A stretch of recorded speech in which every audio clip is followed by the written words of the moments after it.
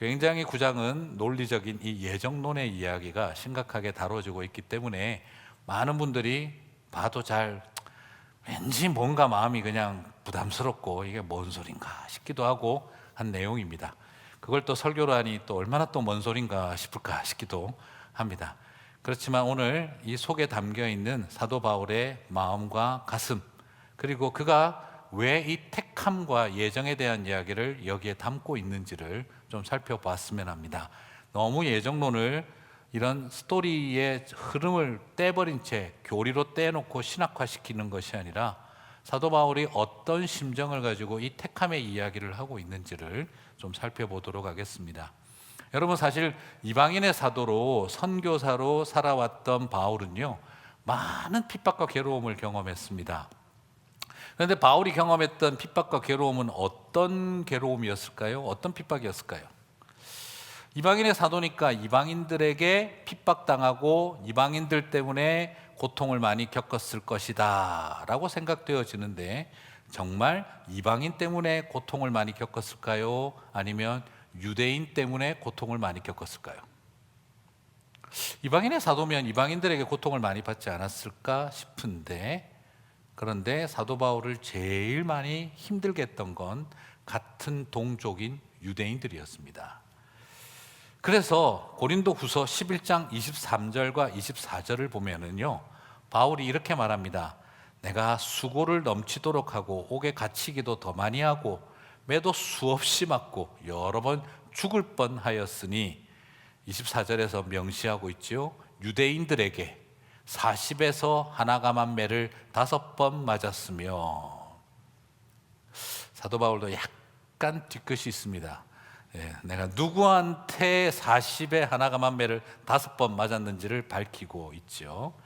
그리고 고린도 후서 11장 26절에서는 다시 한 번 더 동족의 위험과, 물론 이방인의 위험도 있었지만 이걸 또 한 번 더 언급을 할 정도입니다.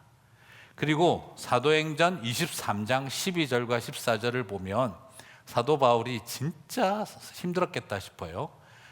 뭐라고 말하고 있습니까? 날이 새매 유대인들이 당을 지어 맹세하되 바울을 죽이기 전에는 먹지도 아니하고 마시지도 아니하겠다 하고, 이같이 동맹한 자가 40여 명이더라. 대제사장들과 장로들에게 가서 말하되 우리가 바울을 죽이기 전에는 아무것도 먹지 않기로 굳게 맹세하였으니. 여러분, 인생 살아가면서 나 하나 죽이려고 40명이 모여 식음을 전폐하는 일을 경험 적 있으십니까? 더더구나 이분들이 다 하나님 믿는다는 사람들인데 제사장과 장로들을 찾아가서 공적으로 공포하여 나는 쟤 반드시 죽인다, 그리고 식음을 전폐하고 죽이기로 작정한다 라고 말을 하고 있어요. 이방인의 사도로서 바울은 이 정도 수준이면은요, 유대 쪽으로는 쳐다보고 싶지도 않을 것 같습니다. 이게 동족입니까? 왼수입니까? 이게 그래도 같은 하나님을 믿는 사람이라고 말할 수 있겠습니까? 아니면 우상을 섬기는 자들보다 더 지독하다라고 말할 수 있겠습니까? 바울은 이런 상황이면은 정말 사도 바울 입장에서는 나는 이제 더 이상 유대인들에게는 미련도 없고 저들은 사탄이고 하나님께서 멸하셔야 할 대상들이다라고 말하기 딱 좋은 상황입니다. 그런데 오늘 사도 바울은 로마서 9장 1절과 3절에서 전혀 다른 그의 심정을 토로하고 있습니다. 뭐라고 말합니까? 내가 그리스도 안에서 참말을 하고 거짓말을 아니하노라. 나에게 큰 근심이 있는 것과 마음에 그치지 않는 고통이 있는 것을 내 양심이 성령 안에서 나와 더불어 증언하노니. 유대인이 밉다라는 말이 아닙니다. 그게 뭡니까? 3절에 같이 한번 읽어보겠습니다. 나의 형제 곧 골육의 친척을 위하여 내 자신이 저주를 받아 그리스도에게서 끊어질지라도 원하는 바로다. 여러분, 그렇게 잔인했던 사람들인데 날 죽이겠다고 40명이 식음을 전폐하고 당을 지어 죽이겠다고 하는 유대인들입니다. 신앙을 가지면 사람들이 달라질 거라고 생각하지만 기독교 신앙도 잘못 가지면 우상보다 더 무서워진다는 걸 보여주고 있지요. 그런 사람들을 향해 바울은 양심을 걸고, 그리고 자신의 고통과 아픔이 그들이 나를 핍박해서 힘든 게 아니라 그들이 구원받지 못할까 봐 마음이 아프다고 고백하고 있습니다. 그는 에토스와 파토스, 진정성을 가지고, 가슴을 가지고 자신의 이야기를 고백합니다. 그게 뭡니까? 나는 그들이 벌받았으면 하는 것이 아니라 그들이 하나님에게서 끊어질까 슬프고 고통스럽다. 그리고 아예 한 걸음 더 나가서 차라리 내가 저주를 받아 하나님에게서 끊어진다 할지라도 그것이 내가 바라는 바다라고 그가 고백하고 있는 겁니다. 사랑하는 성도 여러분, 로마서를 통해 우리는 오늘 보게 되는 거예요.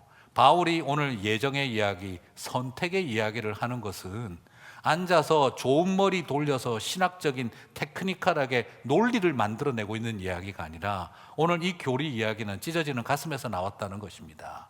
오늘 이 선택의 교리의 이야기는 잘 돌아가는 머리에서 만들어낸 이야기가 아니라 나를 죽이려고 당을 짓고 금식을 하는 사람들을 향해 찢어지는 마음 때문에 그가 만들어내고 고백하고 있는 이야기가 오늘 쓰고 있는 내용이 오늘 선택과 이 예정에 대한 교리라는 거예요.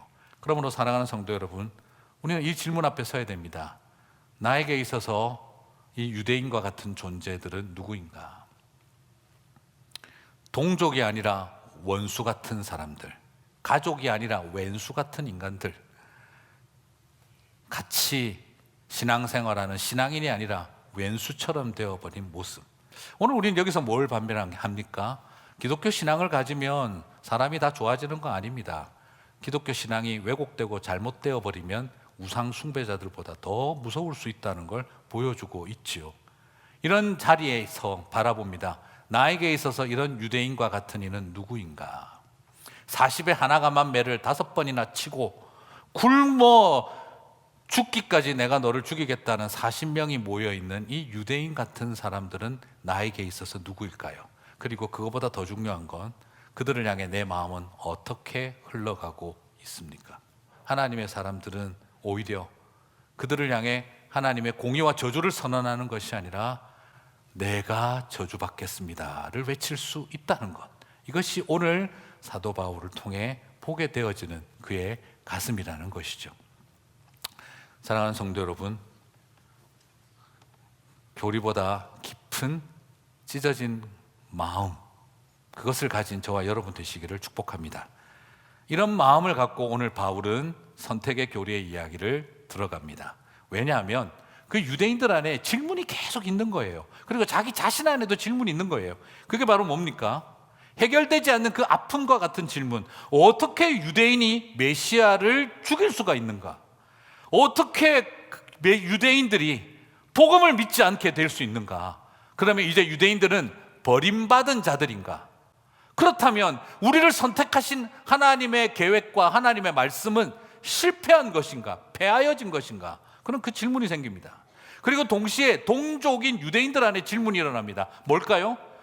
이제 유대인은 버려지고 하나님은 이방인을 선택했단 말인가? 어떻게 하나님은 저런 할례 없는 이방인들을 당신의 자녀로 삼을 수가 있는가? 어떻게 그들이 우리의 대안이 될 수 있는가? 그렇다면 창세기부터 보여줬던 하나님의 우리를 향한 선택과 이스라엘을 향한 선택, 출애굽기에 나타난 하나님의 선택은 다 어디로 갔는가? 하나님의 말씀이 폐하여졌는가? 하나님의 말씀이 변개되었는가?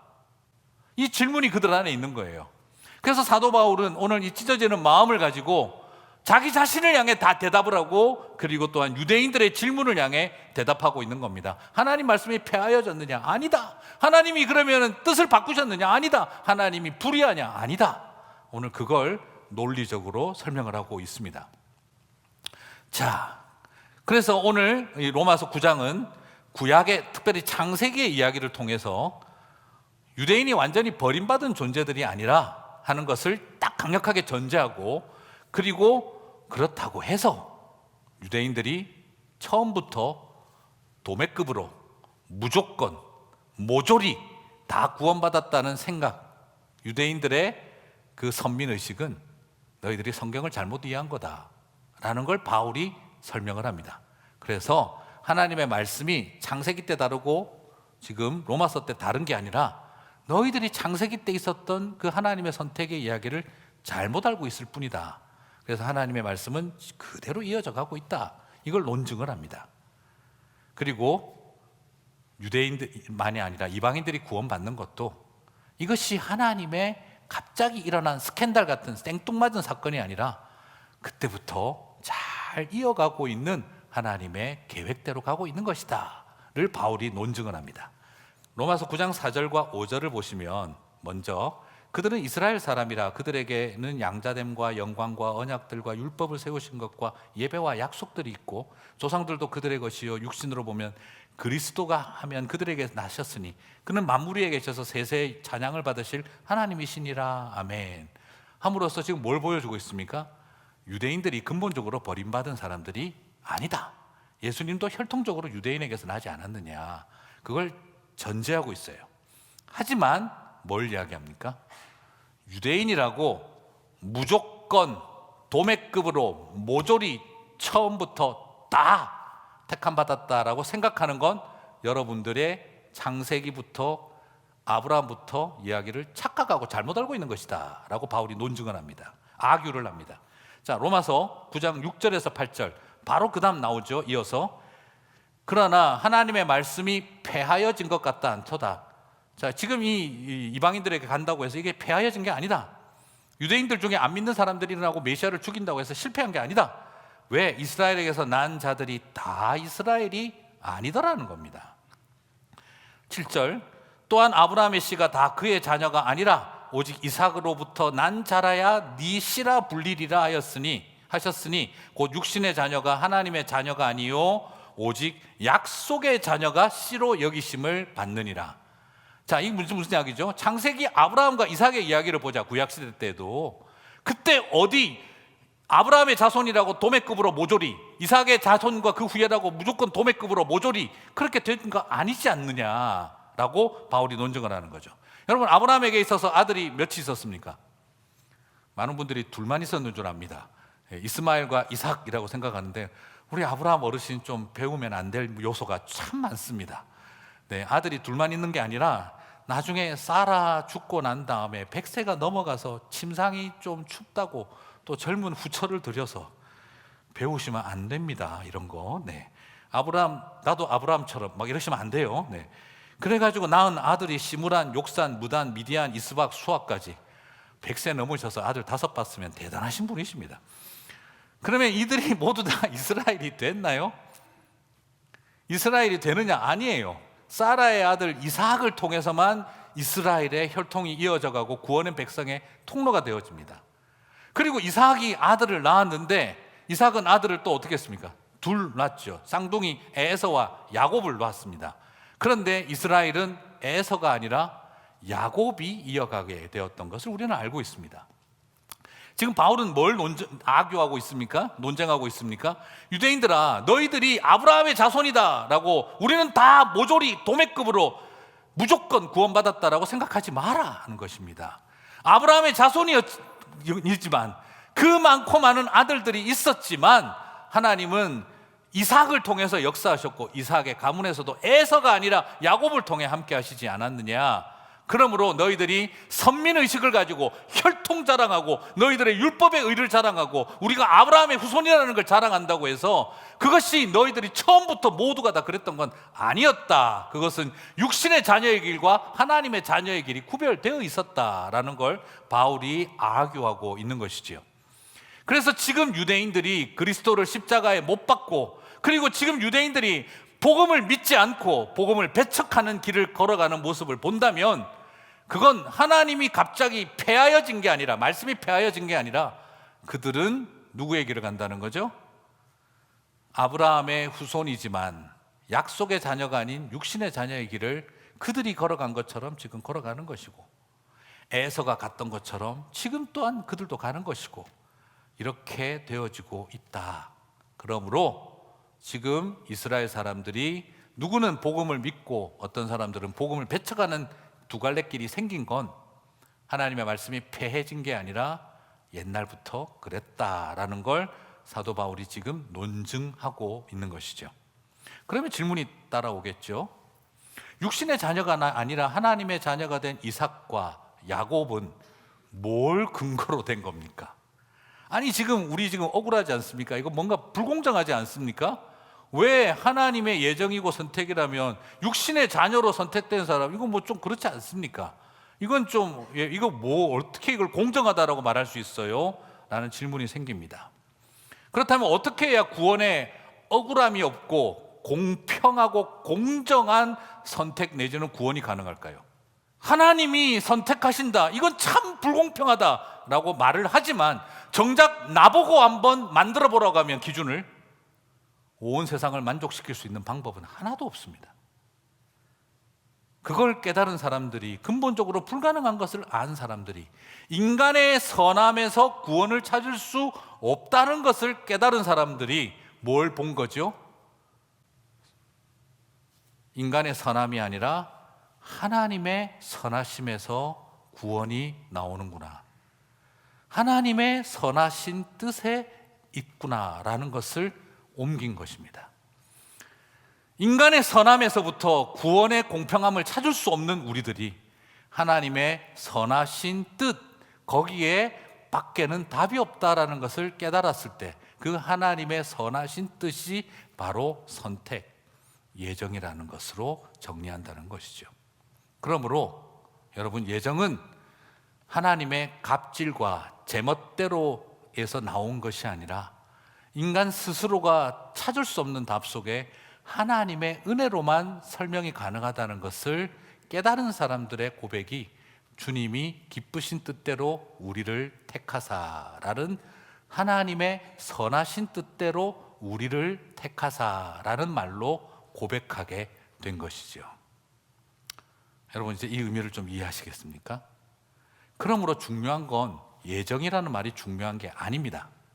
장로교에서 가장 중요한 신학은 예정론이다. 틀렸습니다. 장로교에서 가장 중요한 신학은 하나님의 주권과 은혜입니다. 예정은 하나님의 주권과 은혜가 드러나는 도구에 불과합니다. 장로교는 예정론에 미친 줄 알시면 안 됩니다. 그건 수단이지 가장 중요한 건 주권과 은혜입니다. 자, 그것을 어디서 보느냐? 하나님이 이 말 그대로 내가 나를 쳐다보니 내 속에 선한 것이 하나도 없는데 어떻게 내가 하나님의 자녀가 됐을까? 이것은 하나님이 나를 택해 주신 것 말고는 답을 찾을 수가 없다 하는 직관적인 감동으로 터뜨린 노래, 찬양이 바로 예정에 대한 뜻인 겁니다. 내 안에 선한 것이 하나도 없는데 하나님의 선하신 기쁘신 뜻으로 나를 택해 주신 것 말고는. 그래서 여러분, 하나님이 나를 택하사라는, 선하신 뜻으로 나를 택하사라는 말이 제일 많이 나오는 데는 로마서가 아니라 시편입니다. 시편의 시인은 나 자신의 죄악됨과 악함에 절망하며 선한 것이 하나도 없는 내가 어떻게 하나님의 자녀가 됐을까? 시적인 감수성과 시인의 노래로 하나님의 택하심을 노래했던 것입니다. 그래서 로마서 9장 11절은 그걸 보여주고 있는 거예요. 그 자식들이 아직 나지도 아니하고 무슨 선언이나 악을 행하지 아니한 때에 택하심을 따라 되는 하나님의 뜻이 행위로 말미암지 않고 오직 부르시는 이로 말미암아 서게 하려 하사. 그리고 로마서 9장 16절도 같은 맥락입니다. 같이 읽어볼까요? 그런즉 원하는 자로 말미암음도 아니요 다른 박질 하는 자로 말미암음도 아니요 오직 긍휼히 여기시는 하나님으로 말미암음이니라. 오직 컴패션을 가지신, 불쌍히 여기시는 하나님으로 말미암음이니라. 지금 사도 바울은 선택의 교리를 가르쳐주고 있는데 이건 앉아가지고 하나님이 머리 써가면서 하고 있는 일로 말하고 있는 게 아니라 뭐라는 겁니까? 하나님의 그 컴패션, 불쌍히 여기는 마음으로 우리를 택하고 계셨다라는 것으로 설명을 하고 있다는 겁니다. 그러므로 이 택함을 논리로 이해하려고 들지 말고 가슴으로 알아라는 거예요. 그것이 지금 사도 바울이 말하고 싶은 본질입니다. 로마서 9장 16절에서 보여주었던 바로 긍휼히 여기시는 하나님으로 말미암았다라는 거예요. 사랑하는 성도 여러분, 그러므로 이런 이야기 있지 않습니까? 달을 봐야지 달을 가리키는 손가락만 쳐다보고 있지 말라는 거예요. 하나님의 은혜와 긍휼을 가리키는 게 뭡니까? 예정이라는 손가락입니다. 그런데 우리는 지금 손가락만 쳐다보고 있는 거예요. 그러므로 예정이 목적이 아니라 하나님의 주권과 은혜가 드러나는 도구라는 걸 여기서 보게 되어집니다. 자, 이런 점은 좀 더 구체적으로 보게 되는데, 이 예정이 그러면 왜 더 은혜인가? 얼마나 외get이 변두리 인생들에게 위로였는가를 살펴봅니다. 자, 로마서 9장 12절을 봅니다. 리브가에게 이르시되 큰 자가 어린 자를 섬기리라 하셨나니. 여러분 생각해 보시겠습니다.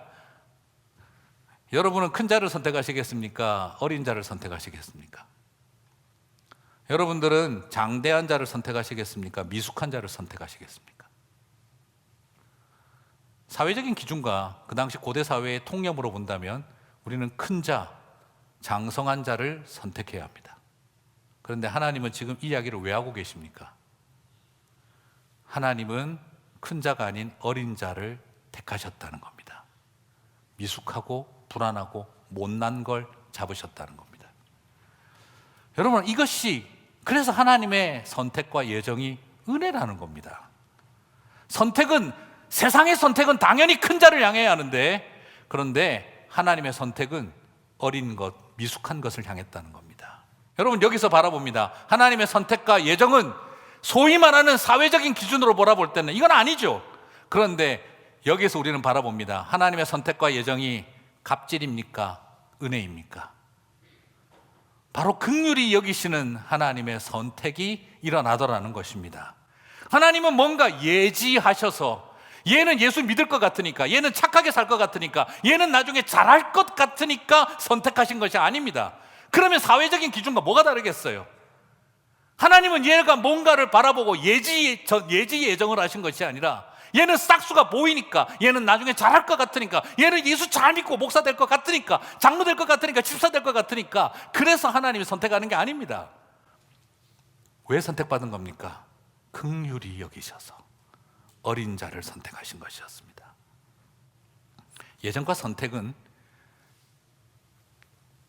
싹수부터 노란 인생들을 데리고 될성 푸른 떡잎 데리고 꿈꾼 것이 아니라 하나님은 그 은혜로 나타난 겁니다. 그래서 하나님의 선택은 은혜였던 것입니다. 9장 15절 말씀처럼 모세에게 이르시되 내가 긍휼히 여길 자를 긍휼히 여기고 불쌍히 여길 자를 불쌍히 여기리라 하셨으니.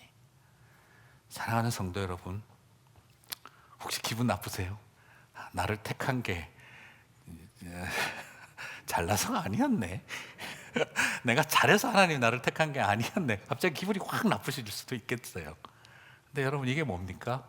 은혜인 것입니다. 불쌍히 여기셔서. 그래서 저는 예정을 깨닫고 나니까, 택함을 뭔지 알고 나니까 눈물이 나더라고요. 택함의 교리는 골치 아픈 머리 쓰기가 아니라 긍휼이 넘치는 마음 쓰기에 달린 결과였구나 하는 걸 알게 되는 것입니다. 창세기는 이 점을 분명히 보여줍니다. 아브라함의 집안에 건강한 아내였던 젊은 하갈을 선택하지 않고 하나님은 불임 여성 사라를 선택하셨습니다. 이삭이 리브가를 만났을 때 리브가 평생 불임이었습니다. 딱 한 번 태를 열어주셔서 쌍둥이 에서와 야곱을 낳습니다. 하나님은 창세기의 이야기 속에 어린 자, 긍휼한 자, 긍휼히 여겨야 할 자, 그리고 애 잘 놓는 하갈과 무드나가 아니라 평생 불임이었던 사라를 데리고, 평생 불임으로 살았던 리브가를 데리고 하나님은 그녀들을 선택하셔서 메시아의 이야기를 꿈꾸게 하셨던 것이죠. 여러분이 만약 하나님이라면 이집트 왕자였던 모세를 선택하겠습니까? 이집트의 황제인 파라오를 선택하시겠습니까? 파라오를 변화시켜 이집트 제국을 하나님 나라로 바꾸는 일을 하시겠습니까? 아니면 한때 이집트 왕자였다가 양치고 살아왔던 40년 썩어지낸 인생 모세 데리고 나일강이 아니라 요단강 옆에다가 나라 세우게 하시겠습니까? 하나님은 그 거대한 나일강을 선택한 게 아니라 정말 아무것도 아닌 요단강을 선택하셨고, 이집트의 황제를 선택하신 것이 아니라 한때 이집트의 왕자였던 모세를 선택해서 당신의 나라를 세우려고 하셨다는 것입니다. 하나님의 선택은 영적인 갑질입니까? 은혜입니까? 오늘 우리는 여기에서 우리의 기준을 뛰어넘는 하나님의 은혜를 바라보게 되는 것입니다. 사랑하는 성도 여러분, 이것을 깨달았기에 사도 바울이 고백한 겁니다. 로마서 9장 16절 같이 읽겠습니다. 그런즉 원하는 자로 말미암음도 아니요 다른 박질하는 자로 말미암음도 아니요 오직 긍휼히 여기시는 하나님으로 말미암음이니라. 아멘이십니까? 그렇습니다. 이 은혜를 알고 나니 하나님 나를 택하여 주셨습니다에 우리는 영광의 찬양이 터져나오게 되는 겁니다. 그래서 시편에 나를 부르시고 택해 주신 하나님을 찬양하는 노래가 가득한 것입니다. 머리 좋은 사람들이 예정을 고백하는 게 아니라 나를 불쌍히 여기시는 사랑을 마음과 가슴으로 안 사람들이 하나님의 택함을 노래하게 되는 것입니다. 이런 은혜를 받았으니 어떻게 되는 겁니까? 저 원수 같은 유대인을 향해 내가 저주받겠다는 말을 하게 되는 것입니다. 사도 바울이 사람이 좋고 훌륭하고 위대해서 이런 말을 하는 게 아닙니다. 나 같은 왼수 덩어리를 나를 대신하여 예수 그리스도께서 저주를 당하셨으니 내가 그들을 위해 저주당함이 마땅하다라고 그는 고백했던 것입니다. 그래서 말했던 겁니다. 저 원수 같은 이들을 향해 내가 생명책에서 지어주고 저주를 받아 끊어질지라도 원하는 바로다라고 고백할 수 있었던 것입니다. 사랑하는 성도 여러분, 이것이 예정의 지식이 우리를 이끌어가는 삶입니다. 하나님이 이런 나를 택했구나 하는 걸 안 사람들이, 그래서 나는 아나떼마를 받아 그들을 위해 끊어진다 할지라도 나는 괜찮습니다라는 고백의 자리로 가게 만드는 건, 이런 나를 하나님이 택해 주셨다는 것을 깨달아 알 때 따라오는 삶의 이야기인 것입니다. 사랑하는 성도 여러분, 왜 우리가 용서하지 못하고 왜 우리가 사랑하지 못합니까? 대단히 죄송하지만 십자가에 예수님이 나를 위해 저주당하셨다는 걸 제대로 몰라버리면 우리는 여전히 세상과 사람을 향해 아나떼마를 외치게 될 것입니다. 유대인들이 했던 것처럼. 그러나 오늘 그 십자가 사랑을 알고 나면 그들을 위해 내가 저주받는 길을 선택하게 되는 것입니다. 사람이니까 쉽지 않죠. 우리 모두 다 똑같습니다. 그러나 오늘 이 시간 다시 한번 복음 앞으로 돌아와 이런 나를 택해 주신 은혜 앞에 엎드리는 저와 여러분이 되셔서 이런 어리고 미숙한 나를 택해 주신 하나님, 저 원수들을 여전히 사랑하실 것을 믿기에 내가 저주를 받아도 원하나이다 고백하며 나아가는 저와 여러분 되시기를 주님의 이름으로 축복합니다.